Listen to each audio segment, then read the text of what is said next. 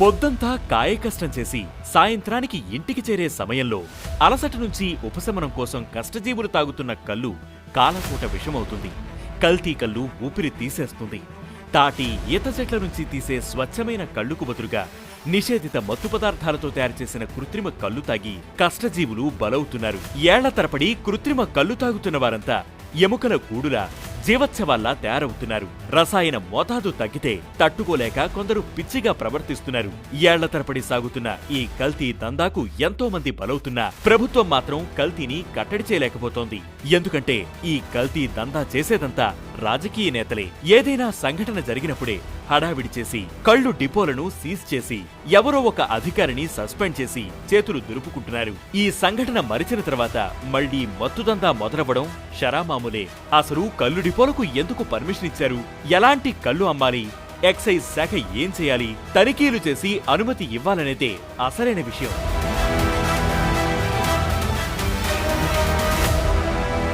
తాజాగా హైదరాబాద్లో కల్తీ కల్లుకు 9 మంది బలైనట్లు తెలుస్తోంది. దాదాపు 31 మంది నిమ్స్లో చికిత్స పొందుతున్నారు. దీంతో కల్తీ కల్లు దందా మరోసారి తెరమీదకు వచ్చింది.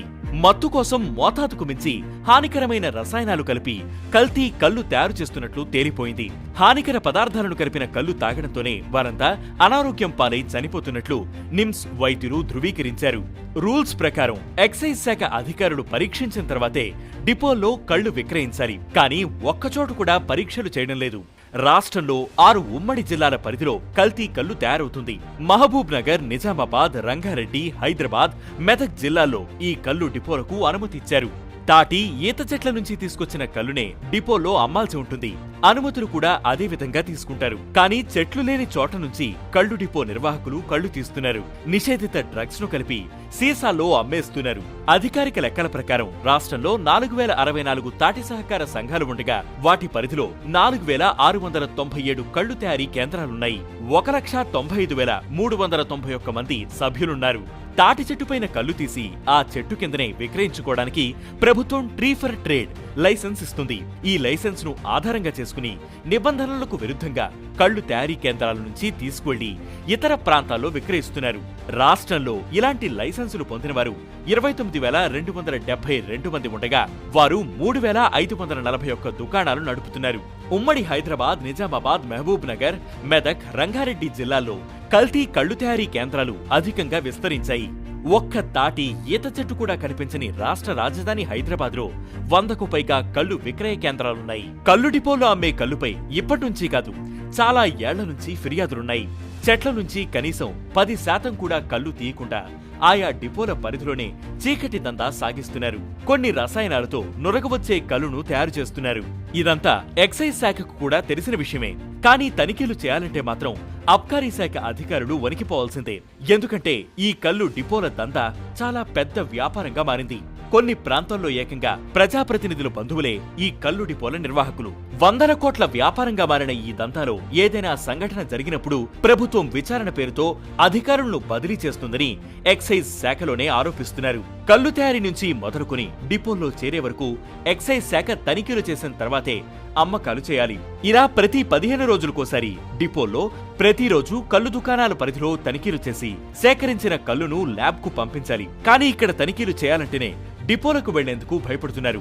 ఒకవేళ వెళ్లినా ఒక్క రిపోర్ట్ కూడా బయటకు రాదు. ఎందుకంటే ఈ 100 కోట్ల వ్యాపారాన్ని వెనక నుంచి నడిపిస్తున్నది ప్రజా ప్రతినిధులే కావడం. ప్రధానంగా హైదరాబాద్ లో ఉన్న కళ్ళు దుకాణాలు 4-5 చేతిలోనే ఉన్నాయి. ఎక్సైజ్ శాఖ అధికారులు తనిఖీలకు వెళ్లినా ఏకంగా మంత్రుల నుంచి ఒత్తిడి వస్తుందని తాజాగా ఓ ఎక్సైజ్ శాఖ ఉన్నతాధికారి చెప్పుకొచ్చారు. మనోళ్లే వదిలే అంటూ మంత్రులు చెప్తే ఇంకా ఏం చేస్తామంటూ ఆవేదన వ్యక్తం చేస్తున్నారు. నిజానికి కళ్ళు డిపోల నుంచి దుకాణాలకు చేరే వరకు ఎక్సైజ్ శాఖ జిల్లా సూపరింటెండెంట్ నుంచి ఎస్ఐ వరకు తనిఖీలు చేసే అధికారాలున్నాయి. కానీ ఇప్పటి వరకు ఒక్క కళ్ళు డిపోలో కూడా కల్తీ కల్లు లేదని, అంతా చెట్ల నుంచి తీసిన కల్లని నివేదిక ఇచ్చారంటే కల్లు దందా వెనక పెద్దలెవరున్నారో అర్థమవుతోంది. కల్లు తయారీకి నిషేధిత డైజోఫామ్, అల్ఫ్రోజోలం వంటి మత్తు పదార్థాలు కలుపుతున్నట్లు ఎక్సైజ్ శాఖ దగ్గర పక్కా ఆధారాలున్నాయి. ఈ మత్తు పదార్థాలు కలపడం ప్రమాదకరమని తెలిసినా ఇక్కడ తయారీకి మాత్రం ఇవే వాడుతున్నారు. దీంతో ఒక్కరోజు తాగకపోయినా ఈ కల్లు అలవాటు ఉన్నవారు పిచ్చి పట్టినట్లు వ్యవహరిస్తున్నారు. ప్రధానంగా ఇతర రాష్ట్రాల నుంచి క్లోరోఫామ్, అల్ఫ్రాజోలం, డైజోఫార్మ్లను తీసుకువచ్చి ఈ కల్తీ కళ్లను తయారు చేస్తున్నారు. కర్ణాటక, మహారాష్ట్రాల నుంచి ఈ రసాయన మత్తు పదార్థాలను ఇక్కడికి తీసుకువచ్చేందుకు ఓ ముఠానే తయారైంది. రాష్ట్ర సరిహద్దులోని తాండూరు మీదుగా ఓగిపూర్, కొట్లాంపూర్, సంగెంకలాన్, కలాన్కోట్ గ్రామాల మీదుగా సులువుగా వ్యాపారులు, దళారులు మత్తు పదార్థాలను చేరవేస్తున్నట్లు ఎక్సైజ్ శాఖలోని ఓ జిల్లా అధికారి వివరించారు. టేస్ట్ కోసం ఎక్కువ కిక్కిచ్చేందుకు అల్ఫ్రాజోలం, క్లోరోహైడ్రైడ్, డైజెఫామ్ వంటి మత్తు పదార్థాలు మిక్స్ చేస్తున్నారు. దీంతో ఈ కల్లుకు అలవాటు పడిన వారంతా క్రమక్రమంగా అనారోగ్యాలకు గురవుతున్నారు. మోతాదుకు మించి రసాయనాలు కలిపినప్పుడు కల్లు తాగిన బాధితులు ఆసుపత్రులు పాలవుతున్నారు. తట్టుకోలేక ప్రాణాలు వదులుతున్నారు. ఇలా కల్తీ కల్లు మాటున గరడం అమ్మేస్తున్నారు. రాజకీయంగా ఒత్తిళ్లు, ప్రజాప్రతినిధులు ఈ దందా వెనక ఉండి నడుపుతుండటంతో తనిఖీలు మొత్తానికి నిలిపివేశామంటూ అధికారులు చెబుతున్నారు. అంతేకాదు, కల్తీ కల్లు ఘటనపై న్యాయవాది ఎమ్మనేని రామారావు ఫిర్యాదు చేయడంతో హెచ్ఆర్సీలో గతంలోనే కేసు నమోదైంది. దర్యాప్తు జరిపి నివేదికను సమర్పించాలని ఎక్సైజ్ కమిషనర్ ను ఆదేశించినా ఇప్పటికీ నివేదిక ఇవ్వలేదు. ఇప్పుడు హైదరాబాద్ లో ఈ ఒక్క సంఘటనే కాదు, ఈ ఏడాది ఏప్రిల్లో నిజామాబాద్ లో 83 మంది, కామారెడ్డిలో 69 మంది కల్తీ కల్లు తాగి ఆసుపత్రి పాలయ్యారు. వారిలో చాలా మంది ఇప్పటికీ చావుతో నిత్యం పోరాటం చేస్తూనే ఉన్నారు. కుకట్పల్లిలో కల్తీ కల్లు వల్ల 9 మంది ప్రాణాలు కోల్పోయారు. 31 మంది చికిత్స పొందుతున్నారు. ఈ మరణాలపై కూడా దొంగాటాడుతున్నారు. మరణాలను ఎక్కువ చూపిస్తే తమ వ్యాపారంపై ప్రభావం పడుతుందనే కారణంగా వివరాలను దాచిపెడుతున్నారు. తాజాగా నిమ్స్ వైద్యుల హెల్త్ బులెటిన్ ప్రకారం బాధితుల్లో సిరం క్రియాటినైన్ భారీగా పెరగడంతో వారి కిడ్నీల పనితీరు తగ్గిపోయిందని, చాలా మందిలో సిరం క్రియాటినైన్ స్థాయిలు 4 నుంచి 8 వరకు పెరిగినట్లు వెల్లడించారు. దీని ప్రకారంగా కూడా కల్తీ కళ్లను మత్తు పదార్థాలతో తయారు చేస్తున్నట్లు స్పష్టమవుతోంది. అంతేకాదు, డైజోఫారం, క్లోరోహైడ్రైడ్, నొరక కోసం అమోనియం, తీపి కోసం సాక్రిన్ తో పాటు నెఫ్రోటాక్సిక్స్ అనే హానికర రసాయనం కలిపినట్లు అనుమానిస్తున్నారు. మూత్రపిండాలే దెబ్బతింటే ఈ వ్యర్థ పదార్థం రక్తంలో పెరిగి గుండె, మెదడు ఇలా అన్ని అవయవాలపై ప్రభావం చూపుతుందని, వెంటనే డయాలసిస్ చేయకపోతే మరణించే ప్రమాదం ఉందని, అందుకే బాధితులందరికీ ప్రత్యేక పర్యవేక్షణలో చికిత్స అందిస్తున్నామని NIMS general medicine chief doctor MVM Subbalakshmi health bulletin లో వెల్లడించారు. ఏదైనా ఒక సంఘటన జరగడంతో తాము చర్యలు తీసుకుంటున్నట్లుగా చెబుతున్న ప్రభుత్వం ముందుగా కల్లు దుకాణాలను సీజ్ చేస్తోంది. కానీ ఈ సీజ్ ప్రభావం కల్లుకు అలవాటు పడిన వారిపై పడుతుంది. ఖరీదైన మద్యం కొనలేక, ఒకవేళ మద్యం తాగినా కల్తీ కల్లు అలవాటుతో పిచ్చి పట్టినట్లుగా ప్రవర్తిస్తున్నారు. విధిలేని పరిస్థితుల్లో ఈ కల్తీ కల్లు కోసం కిలోమీటర్ల దూరం పరుగులు పెడుతున్నారు.